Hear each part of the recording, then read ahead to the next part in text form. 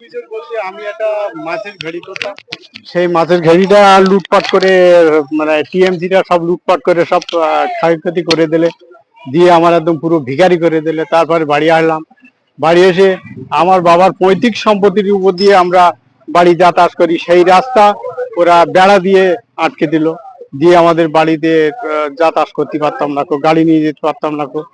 Police প্রশাসনের কাছে গেলাম, ওই আসলো, এসে বললে যে আমি এখানকার সভাপতি, স্যার আমার সঙ্গে কথা বলুন।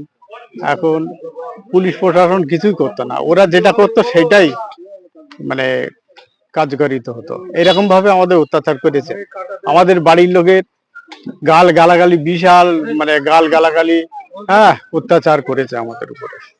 কি চাইছেন এখন? এখন চাইছি সুবিচার এবং সুষ্ঠুভাবে জীবনযাপন করতে। আপনার নাম? মোহাম্মদ আনসার মৌলভী।